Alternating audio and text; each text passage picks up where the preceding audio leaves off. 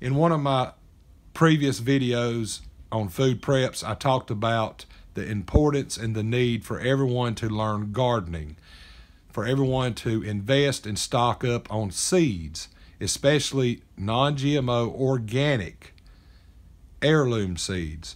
Heirloom seeds, you can take some of the seed out of the fruits and vegetables that you get, and you can save them and use those exact seeds next year and grow the exact same vegetables. Non-GMO seeds, you can't do that. And I've got a couple of non-GMO seeds here I want to show you, along with some of my GMO seeds. One thing that I discovered last year that I have grown all winter long was microgreens. You can do your own research. There's a bunch of videos on the benefits of microgreens and how healthy they are. Microgreens have more nutrients in them than the full-grown vegetable.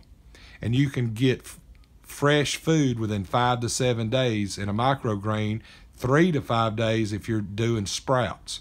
And very nutritious, very healthy. Numerous health benefits from microgreens. And in a grid down long-term situation, the ability to get fresh food that is healthy and nutritious will be at a premium. And microgreens provides you fresh, nutritious food within just a few days. A garden takes months to produce, weeks to months. Microgreens in a few days. So learn how to grow microgreens. You don't even have to have a growing medium. You don't have to have soil. You can do it hydroponically with just water.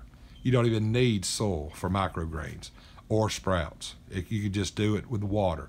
And I got a video on how to get started growing microgreens. Take a look at it. And everyone, if you do not know how to raise your own food, I encourage everyone to start looking into raising your own food. Even if you live in the city in an apartment, you can get and do a little bit on your balcony. You can do some in your home. Like I said, I grow microgreens all winter long in my home. And take a look at, trying to get some gardening skills.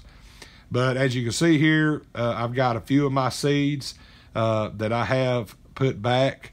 And well, these I'm currently using. The ones I've got put back, I've got them all stored in Mylar bags, and I'm not going to open them up and get them out. But I have a few seeds here. I'm going to show you some non-GMO.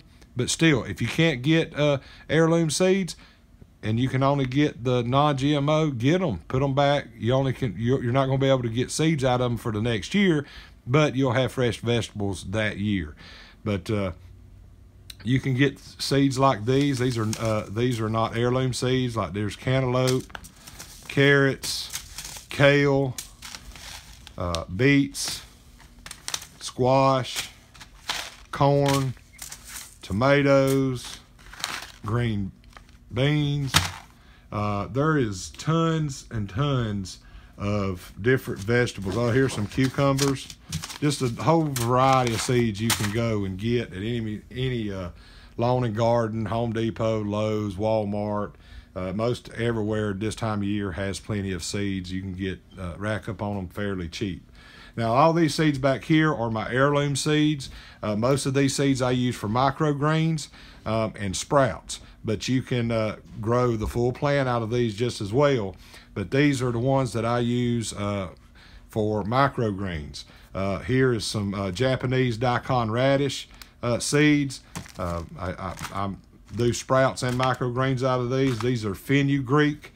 Like I said, these are all organic heirloom seeds, fenugreek. Some people in India call it methi.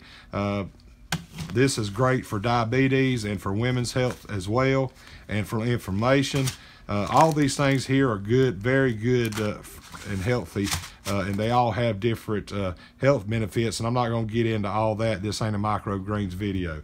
This is a survival garden, and showing you the different variety of seeds that I have that I store and keep on hand. Now, like here is some more Japanese daikon radish seeds that I have. These here are speckled organic peas for sprouting. I use a lot of these for sprouting and for microgreens. Here is some sunflower, the black oil organic sunflower seeds for microgreens and sprouting. This is about the only sunflower that you could do for microgreens. Here's broccoli, a bunch of broccoli seed in here. I use these for sprouts and microgreens as well.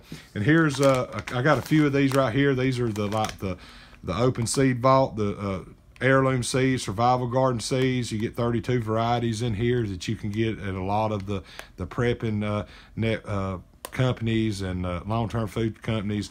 You can get several of these. Like these have 32 varieties. They have anything from kale to pumpkin to radish to squash, tomatoes, all different kinds in here. I'm not going to go through all of them, but these are heirloom as well. If you don't know how to garden and you've never grown your own food, I encourage you to learn now. I'm going to start pushing out some of these prepping videos, a lot more than I have. I think things are getting serious now in the world. I'm looking for something to happen anytime, and I want you to be prepared. I want you to look at my videos. I don't know everything. I don't claim to know everything. I've been prepping for 25 years. I've basically been a prepper my whole life. Grew up with preppers. Grew up with Depression era grandparents and parents who was brought up to grow everything that they ate, raised their own livestock. And, you know, I grew up with those type people. So I've been basically prepping my whole life. But I want you to be prepared. I don't have everything. I don't know everything. But maybe these videos I put out will, you know, say, hey, he's right. I need to learn how to grow my own food. You know, what does it hurt to learn how to grow your own food, to take care of yourself? Is there anything wrong with learning how to take care of yourself and to feed yourself if you had to? There's nothing wrong with it. And maybe these videos will remind people, hey, I need to stock up on some seeds. I need to give me some good heirloom seeds to have on hand in case I have to grow my own food. You know, you may have never heard of microgreens. Microgreens is a relatively new thing. Scientists have just come out in the last few years with all the benefits of microgreens. They're using microgreens and sprouts to fight cancer nowadays for many, many diseases such as diabetes, autism. If you have an autistic child, broccoli sprouts produce something called sulforaphane, and that's a combination of two enzymes in the broccoli sprouts, myrosinase and glucoraphanin. When those two combine, they create sulforaphane, and sulforaphane is helping autistic kids. They're bringing their autistic scores up tremendously.